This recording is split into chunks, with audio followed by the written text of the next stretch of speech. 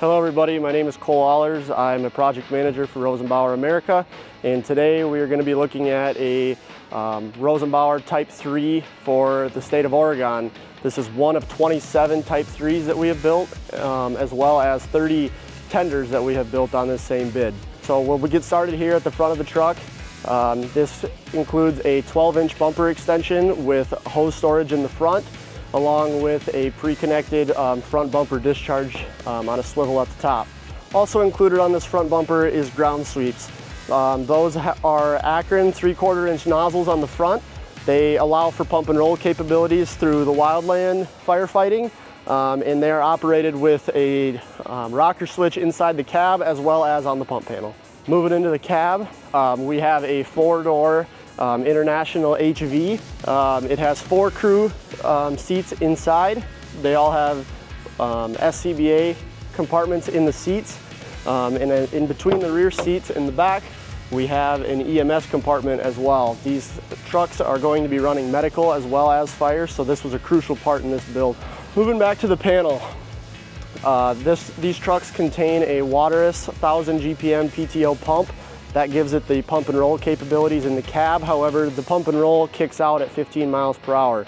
So along with the PTO pump, it also includes a Waterous diesel-driven auxiliary pump that is plumbed to the same manifold as the PTO pump. That gives it plenty of capabilities to pump and roll as quick as you'd like to, or pump at low pressures if needed. Included on this pump panel are 2 1.5-inch cross lays. On board this truck is a 500-gallon poly tank.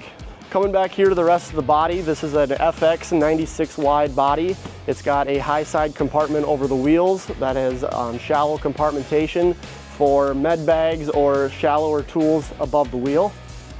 One unique thing about these units is that we have a bump out door on each side of the wheel well, and the reason that we have this is because a lot of the times departments will use these for SCBA storages or extinguisher storages. And being that this is a 95 wide body, we just don't have the depth between the outside of the body and the frame rail. So by adding these bump outs, they can fit their personalized SCBAs or their extinguishers in these compartments without them sticking too far out of the body.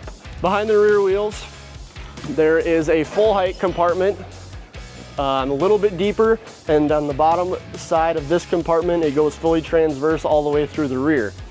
Coming back here, you have rear doors that give you complete access to that transverse compartment that goes through the L2, R2 compartments. Along with that compartment on the rear face, there is also a rear discharge as well as a direct tank fill, both 2.5s. There is a rear discharge reel on the back face as well. And in the hose bed, we also have a custom ladder storage that goes through the hose bed. It kind of gives it a sleek design and gives you the full hose capacity that the department wished on that one. Coming across to the officer side of the truck, we kind of have the same compartment layout as we do on the driver's side. High side compartment, transverse on the bottom with shallow at the top. This one, however, the department decided not to go with the shelves. Instead, they have an equipment mounting panel against the rear wall. Here they mount things like brackets for the SCBA bottles or long tools, so on and so forth.